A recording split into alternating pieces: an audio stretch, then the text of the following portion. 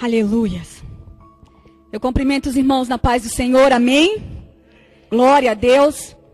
Eu confesso que desde que me contaram a respeito dos cultos de sexta-feira, eu sempre achei que ia ser a primeira a ministrar, porque o Senhor já tinha colocado algo no meu coração, o Senhor já ministrava algo no meu coração. Então toda vez que era para mim vir, eu já sabia, eu já vinha preparada, porque Deus já tinha me dado uma palavra, porque Deus já tinha me dado uma ministração. E eu louvo a Deus pela essa oportunidade de estar aqui ministrando para vocês. Amém? Eu gostaria de fazer mais uma oração. Senhor, meu Deus e meu Pai, eu nada tenho, Senhor, e nada sou, mas o Senhor é o meu Deus. Aquele que me chamou pelo meu nome disse, Tu és meu. Tu sabes como eu estou aqui neste momento, Senhor. Tu conheces o meu pensamento, o meu coração, as minhas condições. Mas Deus, eu venho te pedir, coloca as Tuas mãos sobre a minha cabeça, Senhor amado. E abre a minha boca, Deus, e que todo, Pai, entendimento, que toda sabedoria minha humana venha cair por terra agora, em nome de Jesus. Usa a minha vida como instrumento, Pai, porque eu te digo, eis-me aqui, envia-me a mim, usa-me a mim, Pai. É isso que eu te peço e te agradeço em nome de Jesus. Amém, amém. O Senhor estava falando comigo a respeito de fé. E o interessante é que eu não vou falar sobre temas de fé, mas vou falar não de cura, de milagres. Porque eu sei que os meus irmãos vão trazer essa mensagem das ações de fé, dos atos de fé, de pessoas que receberam curas através de sua fé. Mas trazer o tema fé no total. E aí eu tenho uma história, um fato, para começar, que conta um conto de uma alpinista muito experiente. Um alpinista que se propôs a escalar uma montanha. Tem até o nome da montanha. É Anáquaga, o nome da montanha. A maior montanha das Américas. E ele disse assim, eu vou subir sozinho esta montanha. Eu vou colher os louros de subir e escalar. Eu vou receber o recorde. E ele começou a subir, e ia anoitecendo. Mas ele olhou para baixo e disse, eu já subi muito. Eu não vou descer. Por mais que esteja muito escuro, por mais que esteja um breu só, eu vou continuar subindo. E ele começou a subir. Então, de uma hora para outra, a corda dele escorregou e ele, de uma queda livre, passou ali os segundos da sua vida. Ele caindo, despencando de onde ele estava subindo. E aí, ele clamou. Ele disse, meu Deus, me salve. E quando ele gritou, meu Deus, me salve, ele vinha descendo, né, com aquela corda amarrada pelo pescoço. E sentiu como se fosse uma mão puxando e deu aquele supapo, como se fosse um murro, de uma vez puxou a corda e ele ficou pendurado.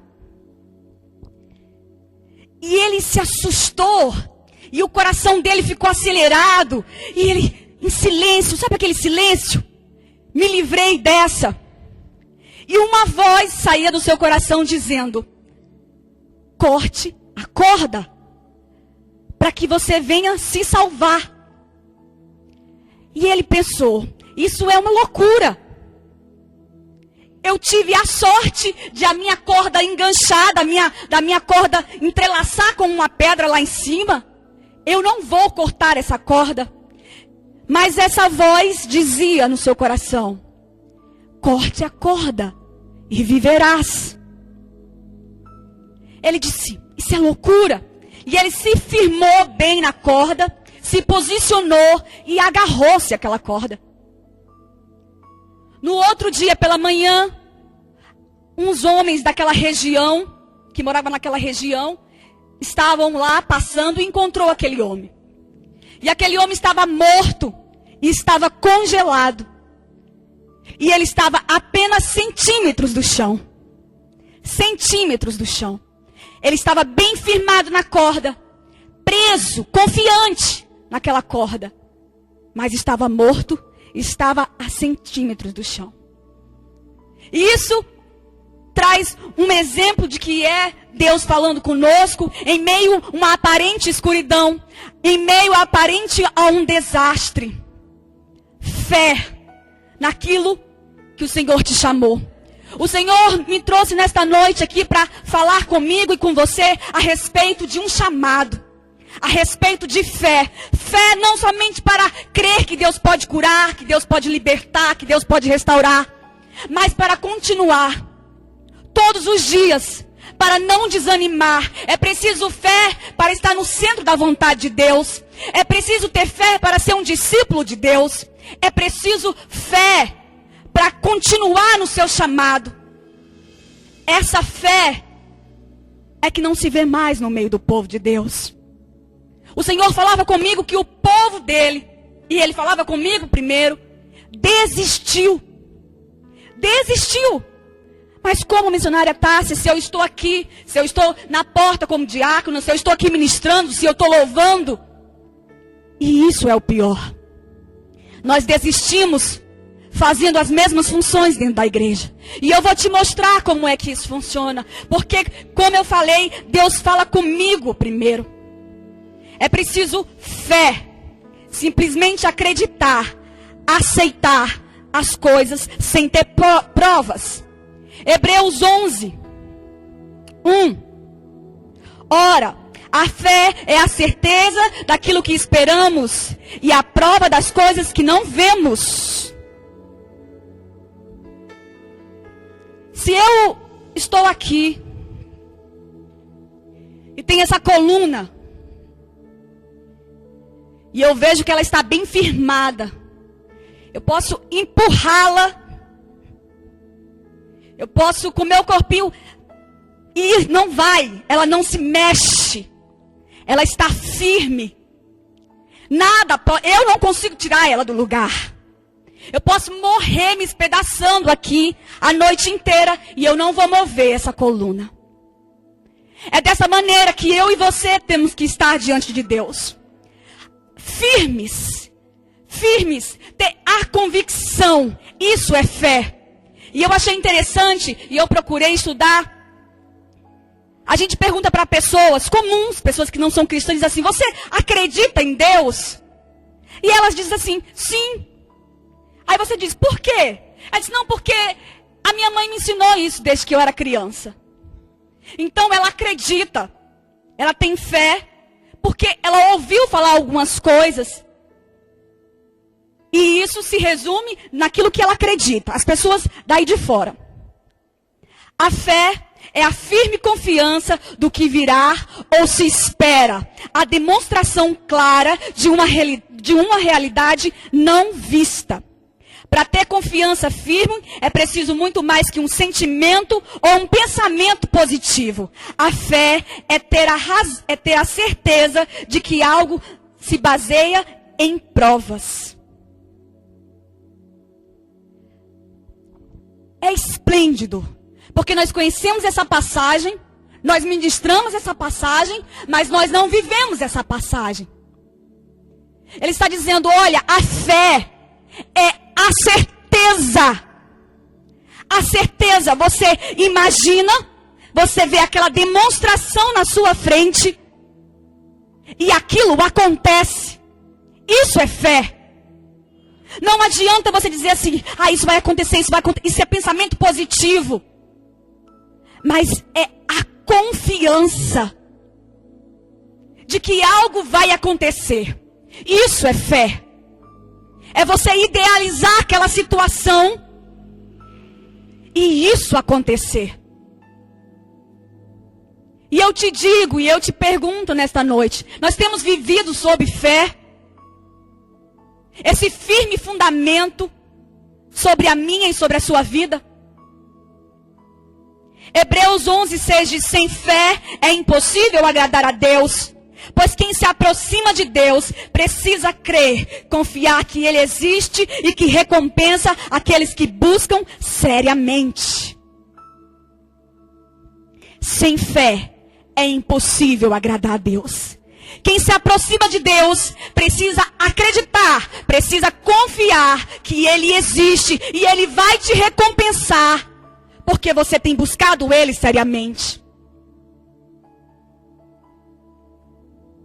Fé, adesão, aceitação incondicional. Uma ideia que se passa a considerar como sendo uma verdade absoluta. E é impossível a fé e a dúvida, esses dois fenômenos naturais, estarem juntos na mente humana. Psicologicamente falando, um psicólogo falou que é impossível você ter fé e dúvida ao mesmo tempo. Elas duas não andam juntas. Ou você confia ou você não confia. O Senhor, desde que começou, como eu falei, esse negócio aqui das sextas-feiras, o Senhor me levou num propósito para estudar o Evangelho de Mateus, Marcos, Lucas e João. Falando comigo a respeito de fé. E eu caí em prantos e eu comecei a chorar e eu disse assim, meu Deus, eu não sou digna de ler a sua palavra, eu não sou digna de ministrar a sua palavra, porque eu não tenho vivido de acordo com o que o Senhor quer que eu seja.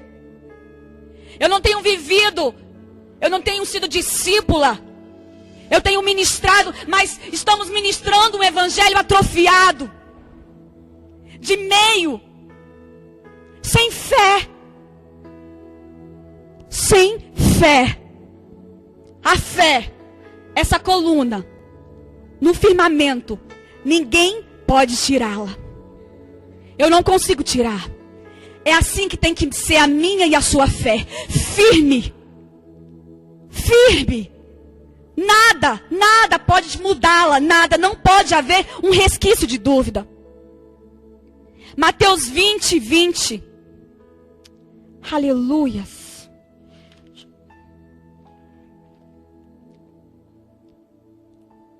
Uma fé necessária para o chamado. Jesus fala constantemente sobre fé. Em Mateus 10, ele seleciona 12 discípulos. E ele lhe disse no capítulo 10 de Mateus, eu lhe dou autoridade para expulsar, para curar todas as doenças e enfermidades. No 10:7, por onde você for, pregue o reino está próximo. Curem, ressuscitem mortos, expulsem demônios, purifiquem os leprosos. Leve somente o necessário. Tenha cuidado. Não tenha medo daquele que pode matar o seu corpo, mas tenha medo daquele que pode matar o seu corpo e mandar a sua alma para o inferno. No Mateus 18:40. Quem recebe em vocês, recebem a mim. 12:7. Desejo misericórdia, não sacrifícios. 18:19. O que dois concordarem na terra será ligado no céu. Perdoar é uma necessidade. Deem frutos. Mateus 19:29.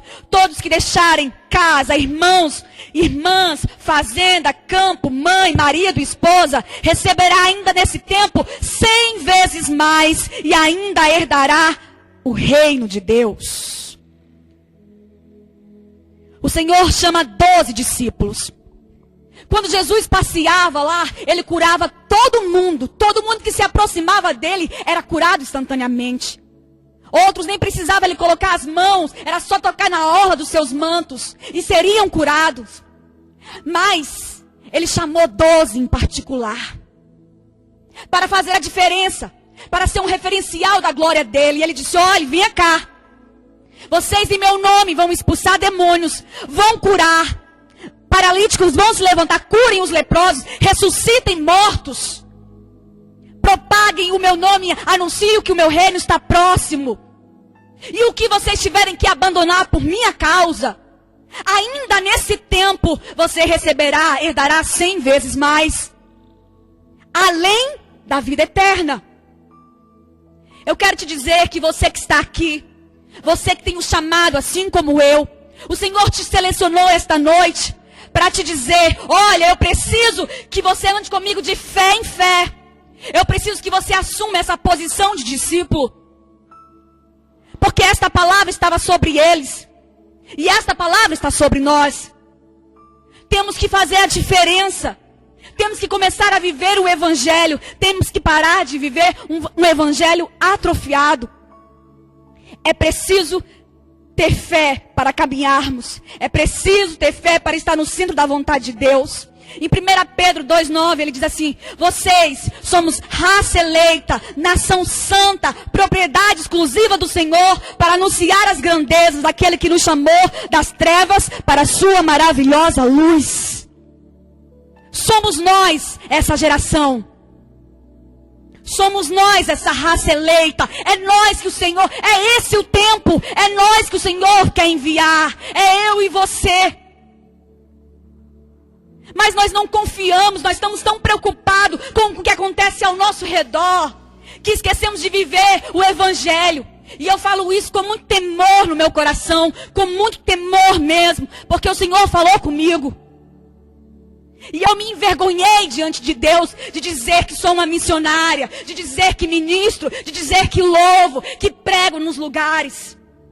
Vivendo um evangelho atrofiado, sem fé constante. Um dia estamos em cima, um dia estamos embaixo.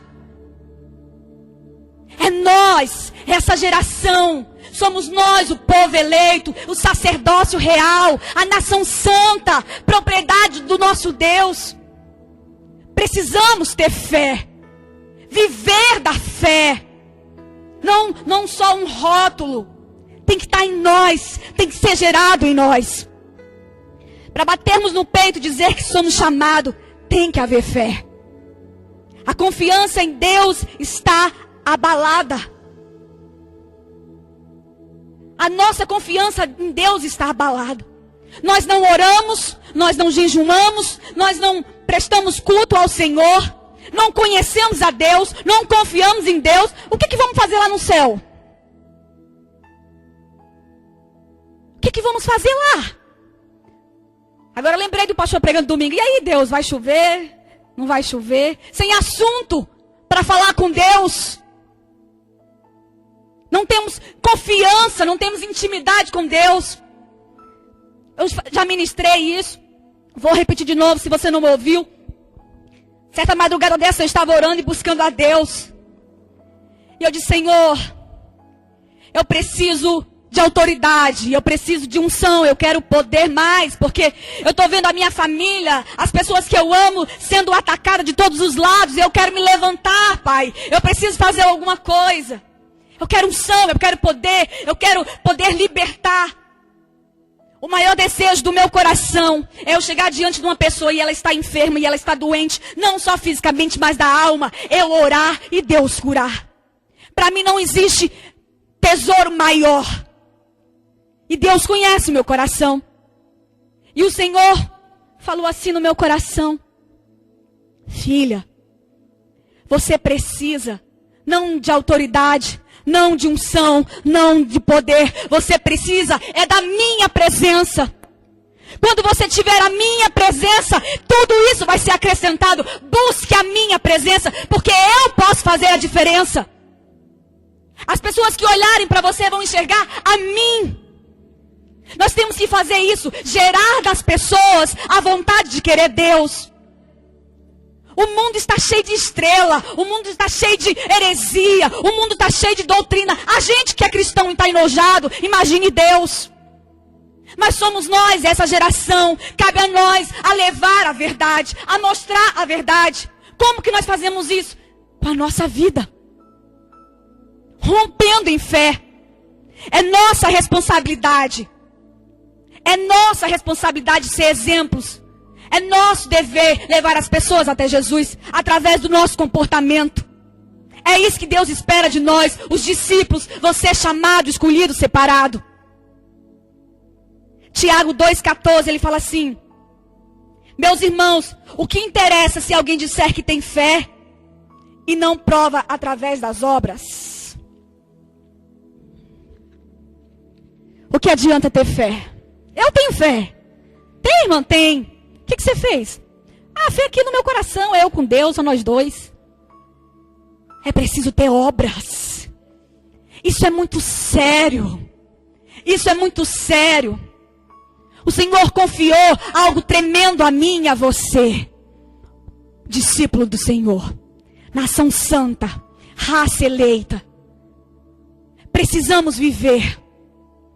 Eu sentia tão envergonhada depois que Deus falava comigo. Eu dizia: Senhor, gera em mim, Deus. Pelo amor de Deus, abra o meu coração e gera em mim essa fé, Pai. Eu quero ser como o Senhor quer que eu seja. Outra coisa, o Senhor me ensinou um segredo muito grande. Eu buscando nas madrugadas, o Senhor falou assim comigo: minha filha, sementes, desse jeito, sementes você pode lançar e você vai colher o que você plantar. Mas uma vida com propósitos é outra coisa. Uma vida com propósito é outro patamar. Uma vida com propósitos é o sobrenatural. Se você plantar, você vai colher aquilo que você plantou. Isso é um fato. Mas se você se pôr diante da minha presença com propósito, você vai viver o sobrenatural que eu tenho para você. Isso é algo tremendo. E eu chorava. O Senhor está falando a respeito de propósitos. Semear uma coisa. Mas a partir de hoje, você aí no seu coração, eu no meu coração, vamos nos determinar a manter propósitos com o Senhor. Que o Senhor é Deus para honrar aquele que confia nele. Ele é Deus para honrar. Ele diz assim: aquele que confia em mim, eu invisto nele, para mostrar que eu sou Deus. E não será envergonhado, porque eu sou Deus desse povo. O meu povo não está abandonado, o meu povo não está escondido. Eles têm um Deus. Eles têm um Deus. Cabe a nós. A igreja no geral tem feito uma confusão muito grande. Tem usado pessoas e amado as coisas. Inversão de valores. Somos nós que temos que dar exemplo. Não respeitamos a autoridade espiritual, aquela que o Senhor põe no lugar na igreja. Gostamos, tiramos. A gente volta, tira e põe outra pessoa. Tá tudo, como dizia lá no Ceará, tá tudo amundiçado. Tá tudo em desordem. As inversões estão tão trocadas. Seja você, seja eu, a diferença que você quer na sua igreja. Seja você a diferença que você quer aqui em cima. Seja diferente, seja a diferença que você quer que seja na sua casa. Mas nós temos desistido. Nós temos que ser referência de Deus. E aí o Senhor me mostrou uma coisa muito interessante. O Senhor me mostrou que eu tinha desistido. Eu estava orando a Deus. E eu continuo a ministrar, e eu continuo a louvar nas igrejas, aonde me chama eu estou indo. Falando daquilo que eu vivo, não prego aquilo que eu não vivo. Não ministro aquilo que eu não vivo. Algumas pessoas se chocam às vezes até com o que eu digo em cima do púlpito, mas eu prego o que eu vivo.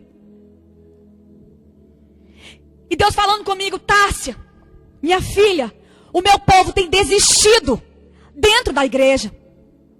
Tem desistido das coisas e estão me servindo superficialmente. Aí eu disse: é verdade.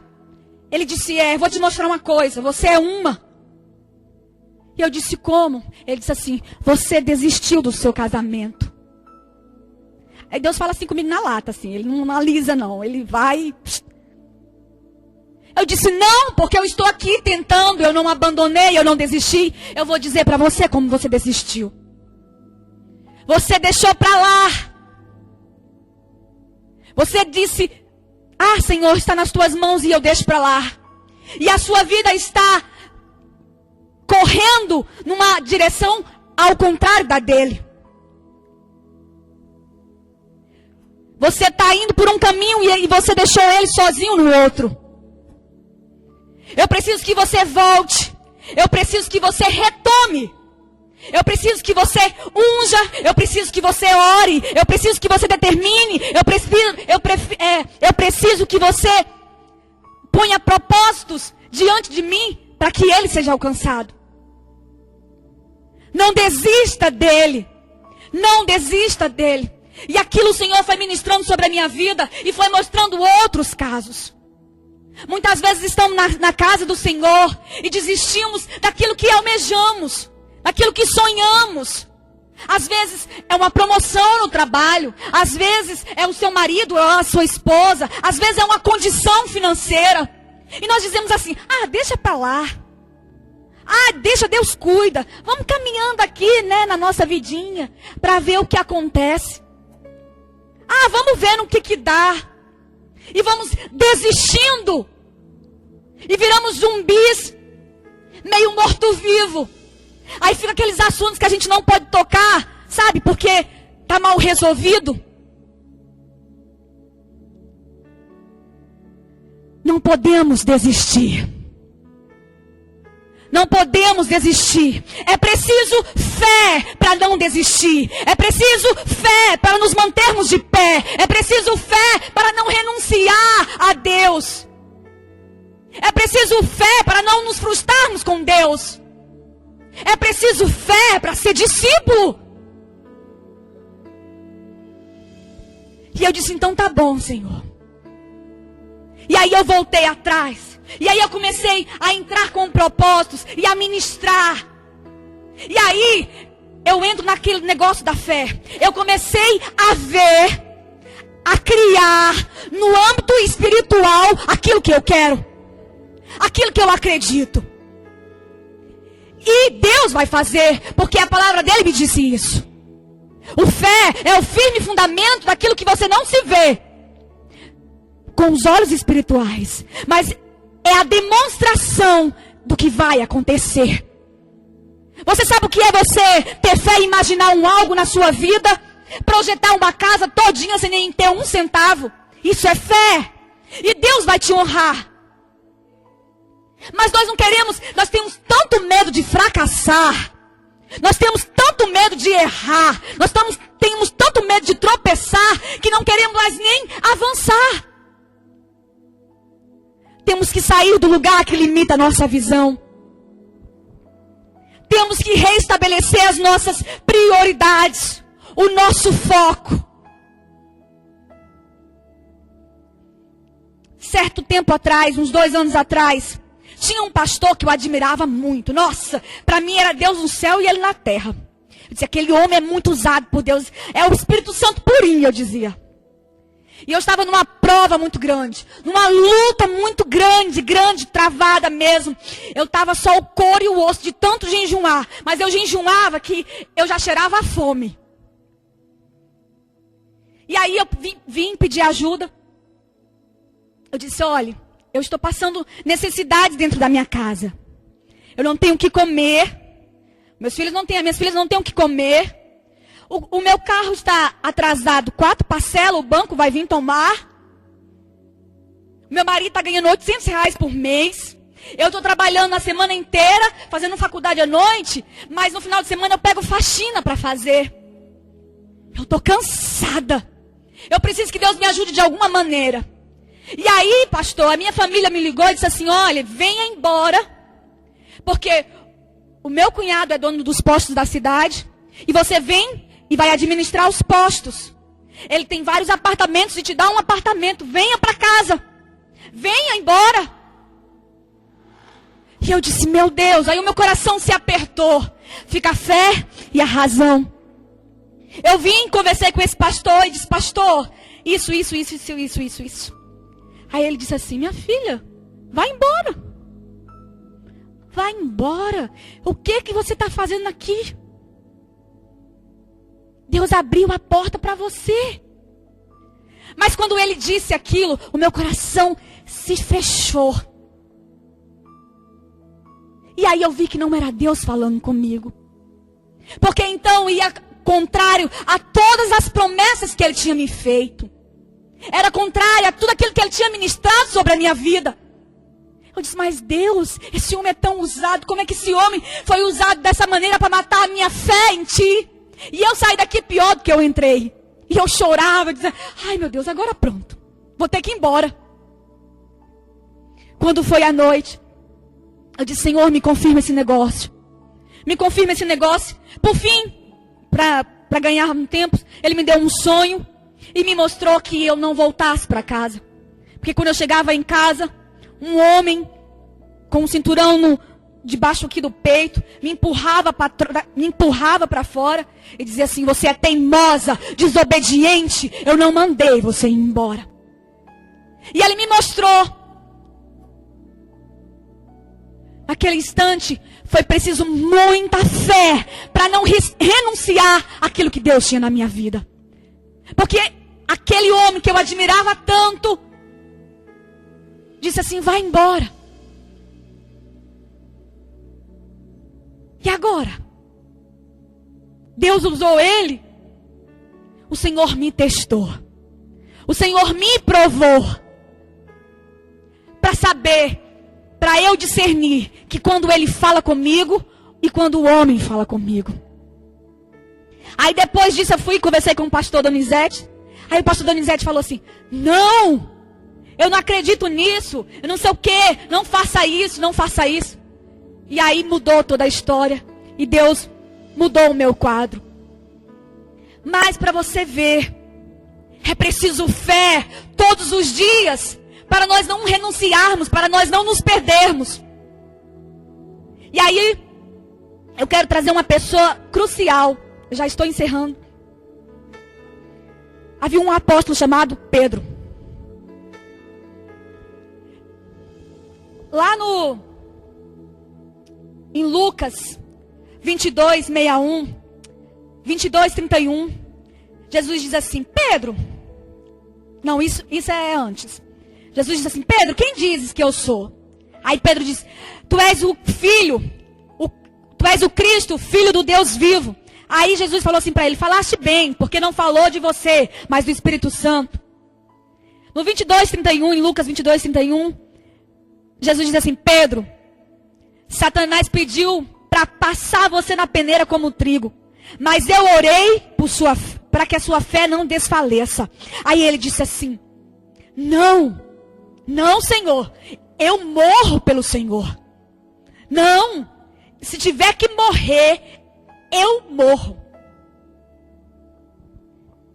No 22, 61, Jesus diz assim, Lucas 22, 61, Pedro, esta noite, antes que o galo cante, você me negará 3 vezes. Pedro sentia isso. Ele disse mesmo: Senhor, eu morro por ti. Ele acreditava naquilo de verdade. O coração dele acreditava, o corpo, a mente dele acreditava. Mas isso não era uma verdade. Isso não era bem resolvido, não era algo enraizado sobre a vida de Pedro. Da mesma maneira, nós ministramos, nós pregamos a palavra de Deus, mas muitas vezes ela não é uma verdade em nós. E nós dizemos, nós fazemos, vai acontecer, vai ser assim, assim. Você acredita? A sua mente diz isso, o seu corpo diz isso, mas isso não é uma verdade. Quando Pedro negou a 3ª vez e o galo cantou, a minha Bíblia diz que Jesus fitou os olhos em Pedro. E naquele instante, a vida de Pedro se transformou. A palavra do Senhor diz que ele chorou amargamente. Houve a transformação. Houve o toque. A partir daquele instante, Pedro nunca mais foi o mesmo. A história dele mudou.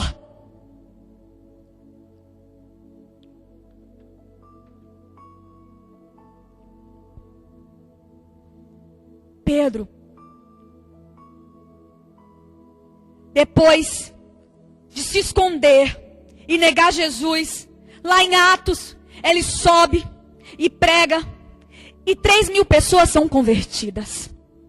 Pedro, ao passar, a sombra dele curava as pessoas.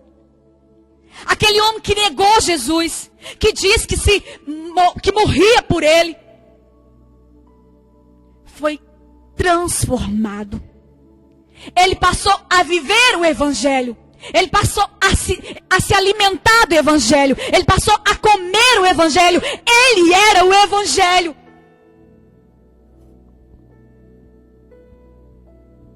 Que nós, nesta noite,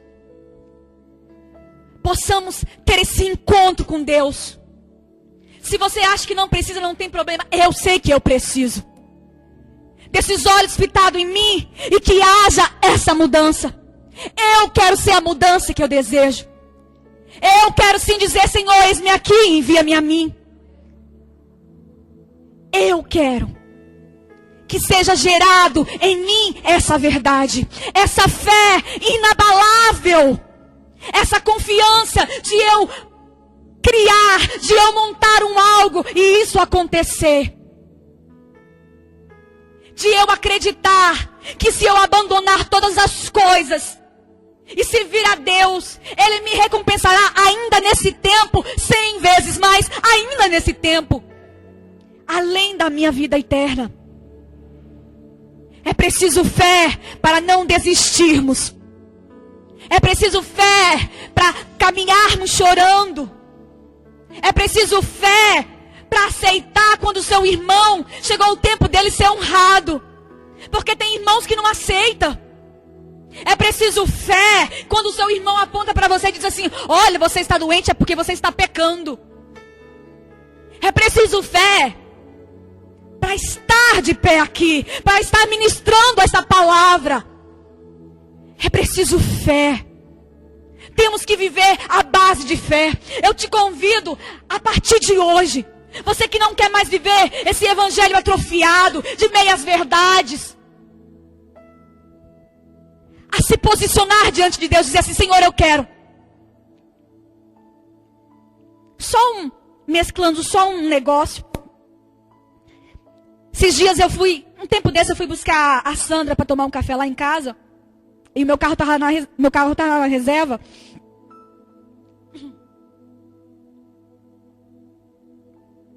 Só uma bolinha na reserva. Aí eu disse assim: eu vou por aqui que vou meio de ponto morto, né? E não vai gastando gasolina. Quando chegou aqui no Mercadão, o carro começou a tremer. Eu digo: ai meu Deus, pelo amor de Deus, Senhor. Vai acabar a gasolina aqui e eu tô com essa criança, a vergonha. E aí eu vou ter que chamar o guincho. Aí eu não tenho dinheiro para pagar o guincho. Meu Deus. Mas pense numa pessoa nervosa. Pense numa pessoa que tremia. Eu disse: não, Senhor, pelo amor de Deus, não deixe que isso aconteça comigo. Aí naquele instante veio 5 minutos de fé. E eu disse: Senhor, é sobre a tua palavra. Coloquei a mão no painel do carro. Desliguei o carro porque ele estava chacoalhando, que ele ia morrer, né? Desliguei o carro. Isso enquanto o farol estava fechado. E estava só na bolinha. Eu disse: Senhor, é sobre a tua palavra. Eu coloco as minhas mãos, Senhor amado. E a gasolina vai dar para mim ir buscar ela, para mim deixar de volta. E orei. Quando eu liguei a ignição, quando eu liguei a chave do carro, vocês não acreditam. Vocês acreditam porque eu estou dizendo. E eu não ia subir no púlpito para mentir. Ele subiu 3 ponteiros no meu carro. 3 ponteiros. Mas eu achava tanta graça. Mas eu ria tanto. Parecia uma louca. Aí quando eu cheguei, já fui contando para a Sandra é toda alvoroçada também, né? E foi uma bênção. Foi uma bênção. E é verdadeiramente, se nós colocarmos a nossa fé em ação, às vezes é preciso um desespero tão grande, porque eu disse: meu Deus, eu sozinha com a criança, a vergonha, vou pedir alguém para afastar o carro. Ai, não presta. Eu disse: Senhor, é sobre a tua palavra. E ele subiu 3 ponteiros, eu fui, levei ainda rodei a semana inteira sem colocar gasolina. Deus faz essas coisas. Deus faz. Somos nós agora a ver o cego enxergar. É esse o tempo. Agora somos nós a ver os paralíticos andar. Ele disse assim: olha, vão, anunciem o ano aceitável do Senhor, purifiquem os leprosos, ressuscitem os mortos, curem, manifestem de alguma maneira, façam as suas obras mediante a sua fé. E o que nós temos feito? Eu não sei vocês, meus irmãos, mas eu estou cansada de viver um ministério meia boca. Porque a gente paga um preço né? O inimigo sabe das obras que Deus tem na nossa vida. Ele se levanta com tanta fúria para derrubar você de uma vez, para que você não se levante. E aí pagamos um preço. Estamos lá, morgados, vivendo um evangelho morno. Eu não quero mais isso para a minha vida. Eu não quero viver mais dessa maneira. Se o Senhor diz que Ele me chamou, Ele me escolheu, e eu sou dele, para anunciar o ano aceitável, para curar, para libertar, para ressuscitar os mortos, para purificar os leprosos, para trazer o ano aceitável do Senhor, é isso que eu vou fazer. Sem desistir das pessoas que estão do meu lado, porque a gente não vive um ministério sozinho. Ele diz, se de 2 concordarem aqui na terra, será ligado no céu. Se coloque de pé.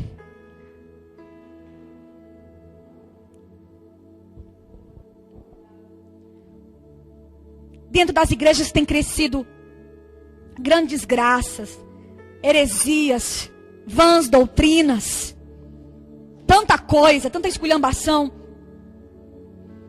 Porque eu e você estamos fora do posto. Eu e você não estamos assumindo a posição de raça eleita, de sacerdócio real. Temos negligenciado a nossa fé, vivendo de alguma maneira. O Senhor nos chama nesta noite. Levanta-se, povo, assume uma postura, levanta a bandeira e anuncia, porque eu sou Deus para honrar. É esta geração, não se passará outra geração. É esse tempo. O tempo é agora. Você já pensou, se eu e você colocarmos a nossa fé e praticar, como não mudará o mundo? A nossa igreja, a nossa cidade, o nosso país. Parece uma utopia, parece uma ilusão. Essa menina subiu aí no púlpito para falar uma coisa irreal, surreal. Isso é possível. Tudo é possível ao que crer. Tudo é possível ao que crer. Se você crer, será possível. A sua casa, a sua família, a multidão. É possível. É possível. É possível. É possível. Não desista. Não desista. Não pare agora. Não é hora de fraquejar. Não é hora de se deitar. Não é hora. Não é hora. Já passou o tempo. O tempo é agora. Fé. Comece a partir de hoje a estabelecer propósitos diante de Deus. Senhor, eu não tenho fé, mas eu quero que o Senhor acrescente no meu coração. E comece a estabelecer propósitos. E você verá como Deus honrará você. Porque é isso que diz a palavra.